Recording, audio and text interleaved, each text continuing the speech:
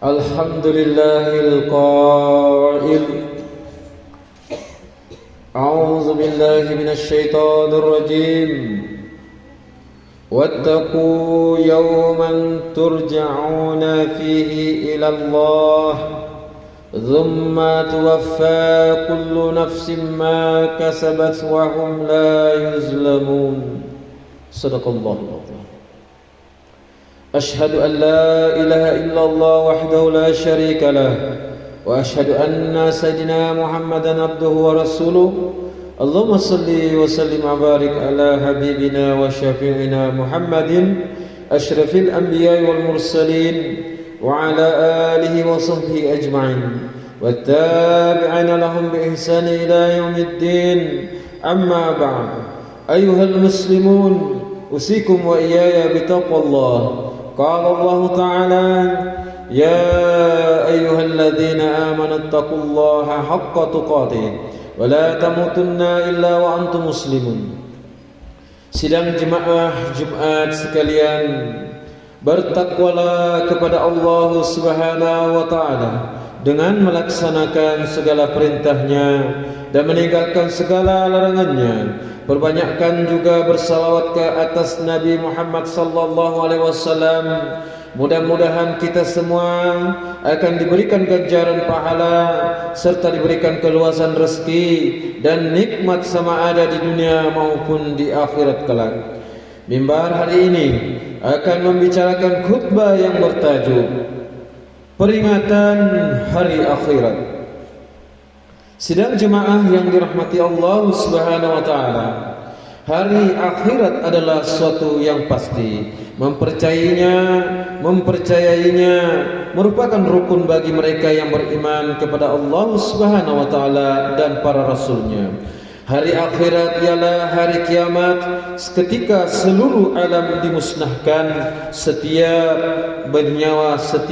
yang bernyawa dimatikan, gunung ganang dihancurkan, langit dan bumi berkecai. Pada hari tersebut tiada yang kekal melainkan zat Allah yang Maha Esa. Semua makhluk ketika itu akan dibangkitkan dan dihimpunkan di padang mahsyar. Dihitung amalan mereka sewaktu berada di dunia untuk menentukan sama ada berjaya ke syurga atau ke neraka.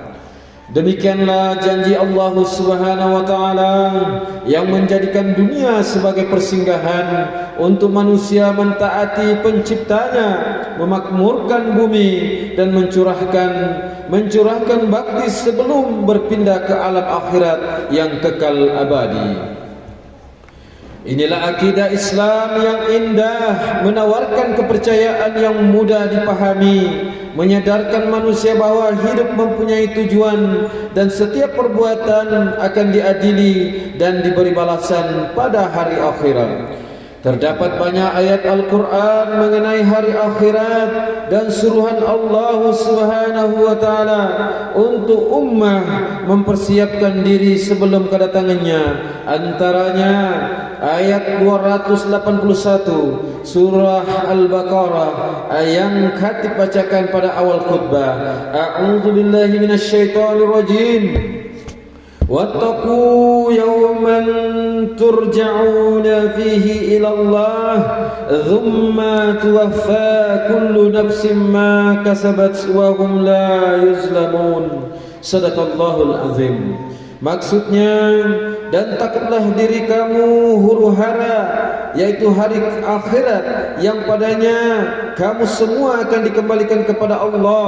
Kemudian setiap orang akan disempurnakan oleh Allah balasan mengikut apa-apa yang telah dilakukannya, dan mereka tidak dizalimi. Saudara muslimin yang berbahagia, melalui ayat ini terdapat 3 perkara utama yang perlu kita berikan tumpuan. Yang pertama, peringatan takwa terhadap hari akhirat. Takwa terhadap hari akhirat bermaksud mengambil perhatian, berjaga-jaga dan berhati-hati sebelum kedatangannya dengan melakukan persiapan diri bagi menghadapinya. Menurut tafsir Al-Tahrir wa Tanwir, kunci untuk selamat dari huru-hara hari akhirat adalah dengan meninggalkan semua larangan Allah Subhanahu wa taala dan melakukan segala perintah yang diwajibkan. Di samping memperbanyakkan amal soleh, apabila tiba hari tersebut, semua manusia akan kembali kepada penciptanya untuk dihisab setiap amalan mereka seperti yang terkandung dalam ayat 6 hingga 8 surah Al-Zahzara. A'udzubillahi minasyaitonirrajim. Yauma idzin yaslurun nasu ashtatan liyurau a'malahum. وَمَنْ يَعْمَلْ مِثْقَالَ ذَرَّةٍ خَيْرًا يَرَهُ وَمَنْ يَعْمَلْ مِثْقَالَ ذَرَّةٍ شَرًّا يَرَهُ. Shadaqallahul azim. Yang bermaksud, pada hari itu manusia keluar bertempiaran dari kubur masing-masing untuk diperlihatkan kepada mereka balasan semua perbuatan mereka. Maka sesiapa melakukan kebaikan sebesar zarah, nescaya akan dilihatnya dengan suratan amalannya. Dan sesiapa yang melakukan kejahatan walau seberat zarah sekalipun, nescaya akan dilihatnya dalam suratan amalannya. Dan yang kedua, setiap manusia akan disempurnakan balasan amalnya sesuai dengan apa yang diusahakannya. Ketika manusia dihimpunkan di mahkamah Rabbul Jalal, Rabbul Jalil, tiada seorang pun yang akan terlepas dihisab amal perbuatannya. Ketika itu manusia tertanya-tanya apakah nasib yang bakal menimpa diri, sehingga tiba giliran untuk ditimbang catatan amalnya. Ketika itu tidak ada pembela yang boleh dilantik untuk membela dirinya, juga tidak ada saksi yang boleh diupah untuk tidak bercakap benar. Apa yang akan dibentangkan di hadapan Allah Subhanahu wa taala ialah catatan daripada malaikat Raqib dan Atid, malaikat yang ditugaskan mencatat setiap perbuatan manusia semasa hayatnya, termasuk apa yang didengari oleh telinga, apa yang dilihat oleh mata, apa yang dilepaskan oleh mulut, apa yang dikerjakan oleh tangan, dan di tempat mana kaki pernah berpijak. Firman Allah Subhanahu wa taala dalam surah Al-Kahfi ayat 49 yang bermaksud, dan dibentangkan kitab-kitab catatan amalan, lalu kamu akan melihat orang yang berdosa ketakutan terhadap sesuatu yang tertulis di dalamnya, dan mereka berkata, aduhai celakalah kami, kitab apakah ini yang tidak meninggalkan catatan amalan, yang kecil dan tidak pula yang besar, melainkan ia mencatat semuanya. Dan mereka mendapati apa-apa yang telah dilakukan mereka ada tertulis di dalamnya. Dan ingatlah, Tuhan kamu tidak menzalimi seseorang pun.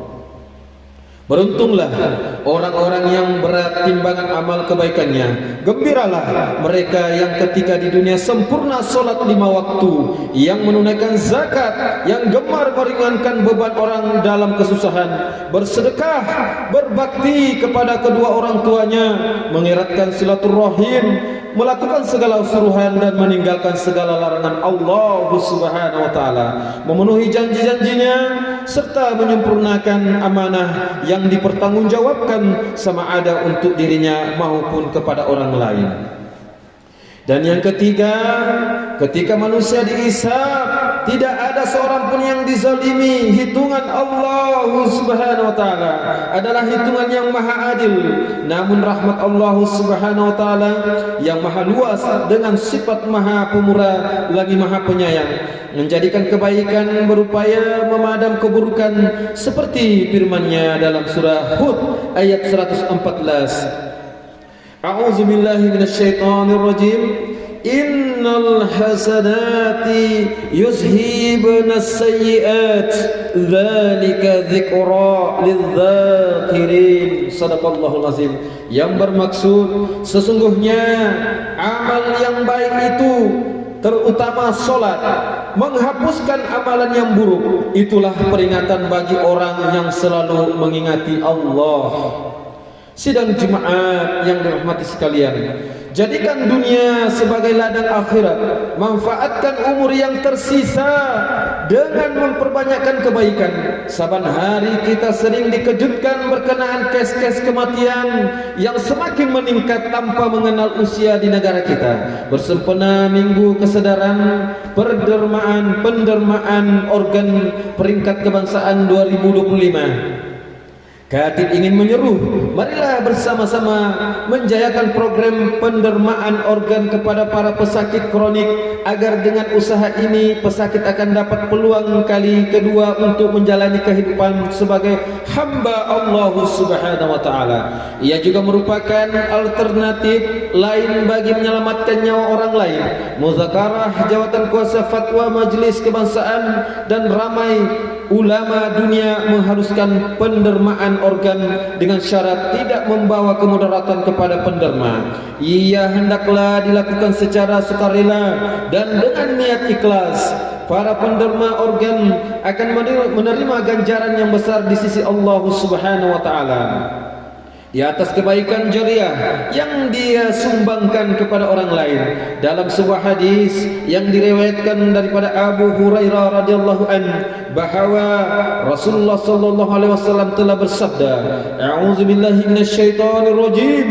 Idza matal insanu qata'a anhu 'amaluhu illa min zalazatin illa min sadaqatin jariyatin aw ilmin yuntafa'u bihi aw waladin salihin yad'u la." Sadaqallahul azim.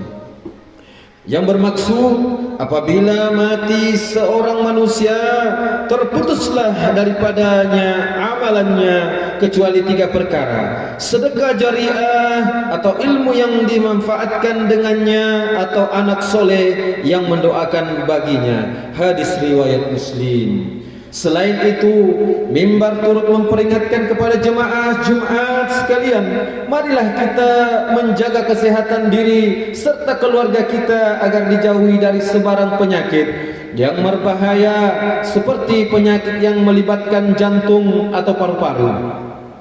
Berdasarkan Akta 852, Operasi Selamat Paru-Paru menekankan bahayanya merokok, termasuklah rokok elektronik atau web yang boleh merosakkan paru-paru. Semoga kita dapat menjaga anugerah Allah ini dengan menjauhi sebarang kemudaratan terhadap diri sendiri serta menjadi contoh yang baik kepada ahli keluarga dan masyarakat. Bagi menyimpul khutbah hari ini, mimbar sekali lagi menyenaraikan beberapa peringatan. Yang pertama, hari kiamat adalah benar dan umat Islam wajib beriman dengannya serta dituntut membuat persiapan diri. Dan yang kedua, memperbanyakkan amal soleh, jauhi amalan syirik dan tinggalkan maksiat, sentiasa beristighfar, membaca Al-Quran dan bersolat sunnah taubat setiap hari agar pengakhiran kita sentiasa dalam keadaan bersih daripada dosa dan noda. Yang ketiga, sentiasa memohon maaf dan bersifat pemaaf, menjalin hubungan silaturahim dan menjadi manusia bermanfaat pada diri dan masyarakat. Jadikan akhlak mulia sebagai pakaian kerana ia memberatkan amal timbangan, sebagaimana sabda baginda sallallahu alaihi wasallam yang bermaksud, tidak ada sesuatu yang lebih berat timbangan amalannya melainkan dari akhlak yang mulia. Hadis riwayat Tirmizi. Dan yang keempat, gunakanlah segala nikmat dan anugerah yang dikurniakan kepada kita dengan sebaiknya dan jangan sesekali mengkhianati atau sengaja merosakkannya. Firman Allah Subhanahu wa taala dalam surah Al-Anfal ayat 27. A'udzu billahi minasyaitonir rajim. يا أيها الذين آمنوا لا تخونوا الله والرسول وتخونوا أماناتكم وأنتم تعلمون. Sadaqallahul azim. Yang bermaksud, wahai orang-orang beriman, janganlah kamu mengkhianati yaitu amanah Allah dan Rasulnya, dan janganlah kamu mengkhianati amanah-amanah kamu sedang kamu mengetahui amanah itu. Barakallahu li wa lakum bil Qur'anil azim wa nafa'ni wa iyyakum bima fihi minal ayati waz zikril hakim wa taqabbala minni wa minkum tilawatahu innahu huwas samiul alim. Aqulu qawli hadza wa astaghfirullahal azim li wa lakum wa lisairil muslimina wal muslimat wal mu'minina wal mu'minat al ahya'i minhum al amwat fastaghfiruhu innahu huwal ghafurur rahim. Amin. اللهم صل على سيدنا محمد صلى الله عليه وسلم. اللهم صل على سيدنا محمد وشفيع ورحمته والحمد لله.